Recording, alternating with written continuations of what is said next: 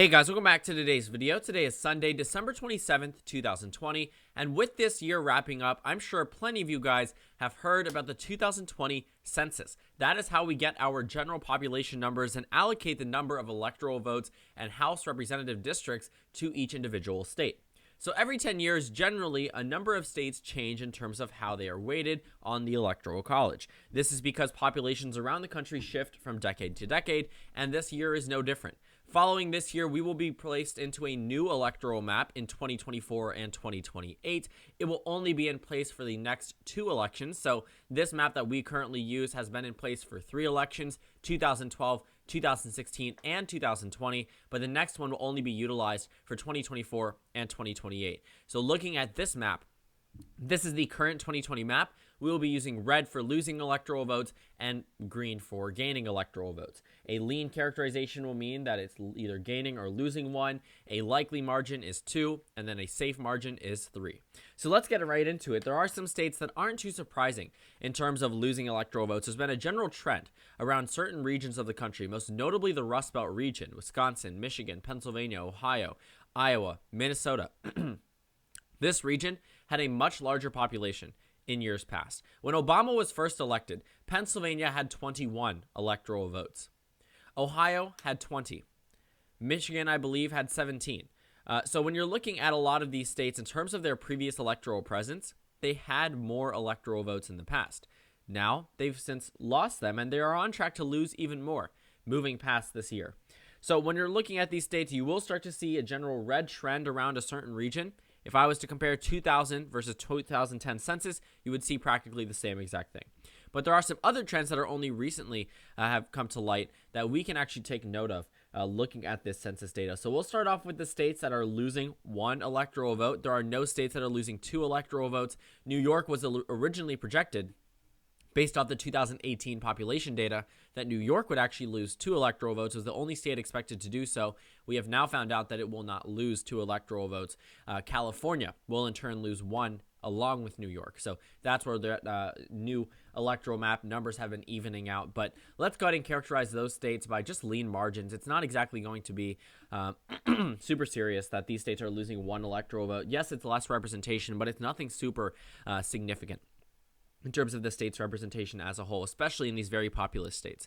So California is also losing 1 electoral vote. The next state is the state of Michigan. Like I said, this Midwestern region, Michigan, Minnesota, Pennsylvania, all of these states were all won by Joe Biden in this election. 2 out of the 3 were won by Donald Trump in the previous election.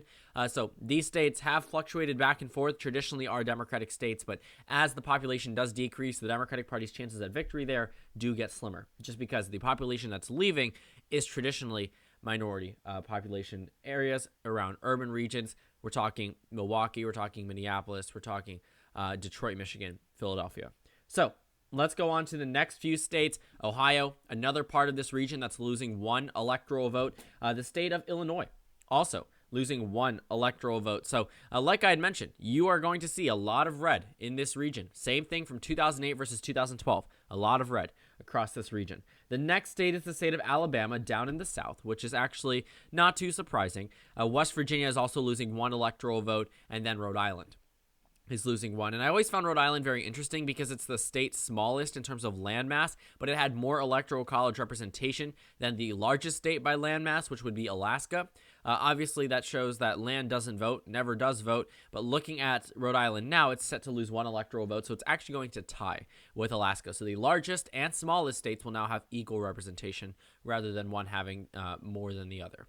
So that's it in terms of states that are losing 1 electoral vote. We can actually adjust the delegate math for each of these states after we're done. I'll do that by the end of the video.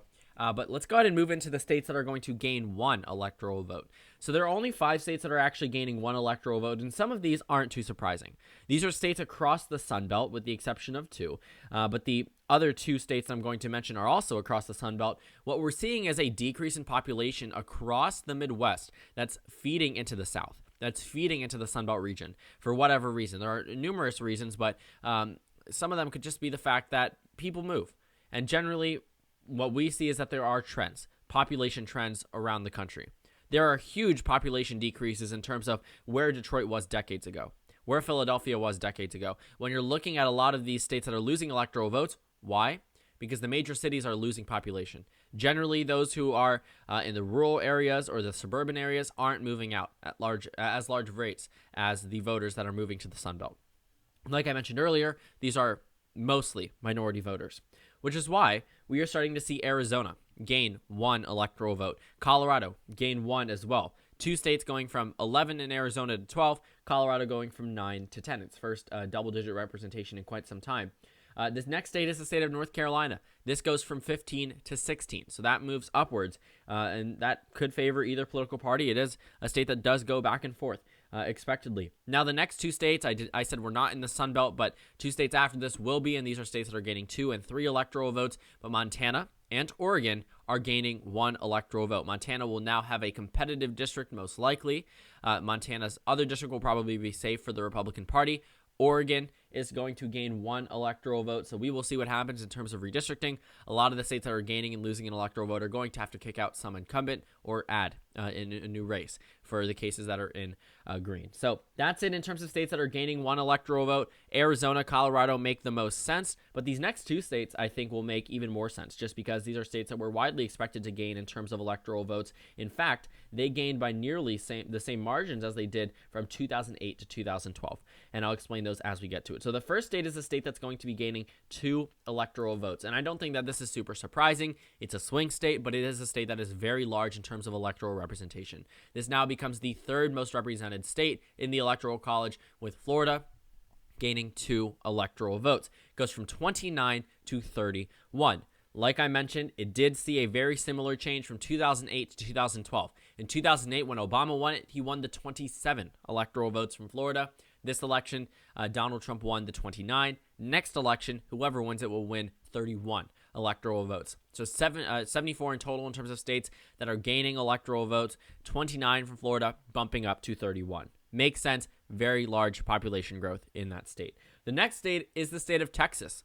You know, it's very similar to California, and one day could very well overtake it. Texas is gaining 3 electoral votes. In 2008 to 2012, it didn't just gain 3, it gained 4 electoral votes. So it went from 34 to 38 in just a little bit. And I believe in if I'm reading that correctly, I have the 1992 electoral map up on my wall. I believe it was back down to 32 in 92 and 96. So looking at Texas now, it has gone a very long way. California has pretty much remained the same.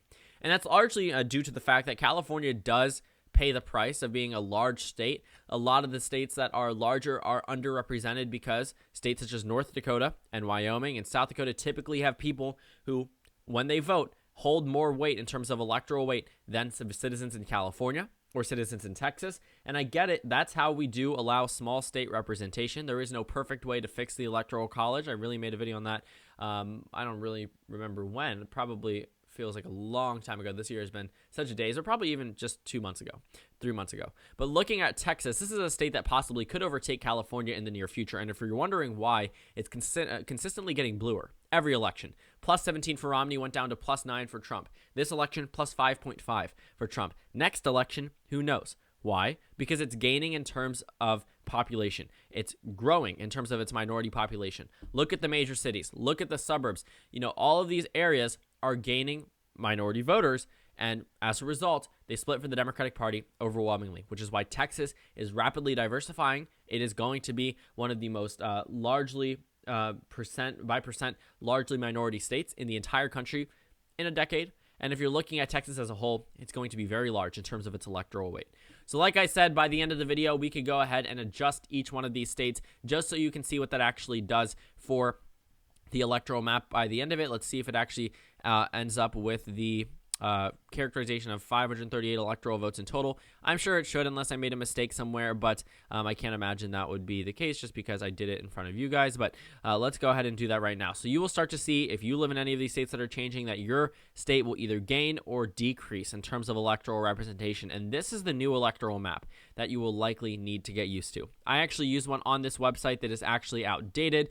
I'm going to ask, oops, I did that one wrong. I'm going to actually ask about whether or not that one could be updated, just because it is outdated slightly because it uses 2018 population estimates rather than 2019. But let's go ahead and do this, and let's see. We're about to get to 538 electoral votes. So you see now that it's currently at 538. Let's go ahead and apply this 2020 electoral map and just see what happens. Red is just going to be Trump. Green is going to be Biden, just because red is already the Republican color. And that's how I'm going to end off this video. I'm just going to show you what it would look like with this new electoral map if it was to follow the 2020 election results.